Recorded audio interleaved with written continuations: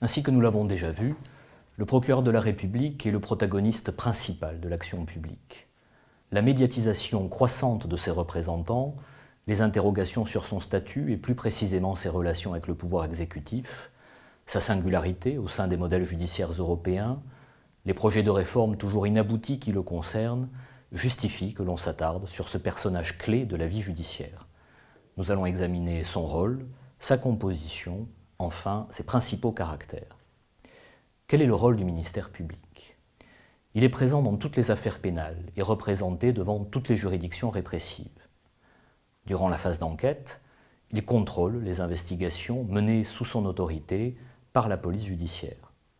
À l'audience, il soutient les intérêts de la société blessée par la commission d'une infraction. Pour ce faire, il s'exprime à travers des réquisitions, c'est-à-dire une argumentation développée par écrit ou oralement lors de l'audience, et exerce les voies de recours quand il le juge opportun. Il a enfin la responsabilité de faire exécuter les décisions rendues. Comment est composé le ministère public? Contrairement à d'autres modèles rencontrés en Europe, les agents du ministère public ne forment pas un corps spécial de fonctionnaires dotés d'un statut propre. Les magistrats qui le composent sont issus, comme les juges, de l'École nationale de la magistrature où ils suivent une scolarité identique. Ils sont donc recrutés et formés de la même manière que les magistrats du siège et sont également soumis au statut de la magistrature. Quels sont les principaux caractères du ministère public? Les magistrats du parquet constituent un corps indivisible et hiérarchisé. Ils bénéficient par ailleurs d'une irresponsabilité juridique sous certaines conditions. Voyons d'abord l'unité du ministère public. Chaque membre du parquet représente à lui seul le procureur de la République ou, devant la cour d'appel, le procureur général. Toutes les décisions sont prises en son nom et engagent les autres magistrats. Cela suppose donc une grande cohérence et une grande loyauté entre magistrats au sein des parquets. Voyons maintenant ce qu'il en est de la hiérarchie du ministère public. Afin de parfaire la cohérence de leur fonctionnement et l'homogénéité des décisions prises, les membres du parquet sont subordonnés à l'autorité d'un procureur de la République au sein de chaque tribunal de grande instance.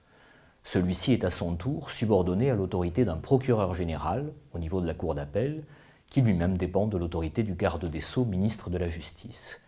Il y a donc bien un lien hiérarchique structuré entre les magistrats du ministère public et une autorité politique, ce qui expose les premiers à de régulières critiques quant à leur défaut d'indépendance. Cette dépendance structurelle est toutefois nuancée. Le garde des Sceaux adresse certes aux magistrats du parquet des directives générales, dont l'utilité peut parfois paraître abstraite, mais il ne peut, parce que la loi le lui interdit, donner des instructions dans des affaires individuelles.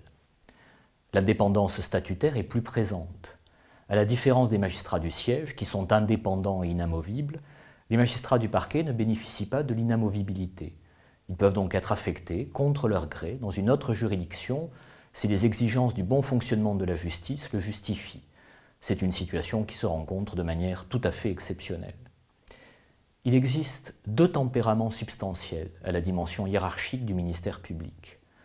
Le premier est que le magistrat doit agir d'abord selon la loi, puis selon sa conscience. Il lui appartiendra de faire savoir que la directive qui lui serait donnée n'est pas compatible avec son éthique personnelle. La procédure sera alors confiée à un autre magistrat.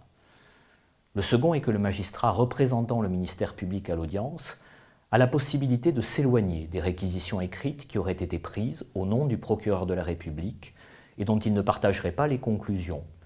La loi et la tradition lui offrent la possibilité de développer oralement des réquisitions différentes. C'est la consécration d'un adage ancien selon lequel la plume est serve, mais la parole est libre.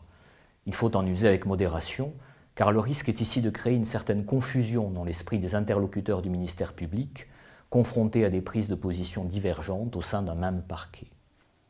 Qu'en est-il de l'irresponsabilité du ministère public? Le ministère public n'est pas une partie ordinaire au procès pénal. Il est celui qui engage les poursuites et s'exprime au nom de la société. Sa responsabilité ne doit donc pas pouvoir être engagée au seul prétexte que la juridiction de jugement, la partie civile ou le mis en cause ne partagerait pas ses analyses. Les magistrats du ministère public sont toutefois responsables de leurs fautes personnelles.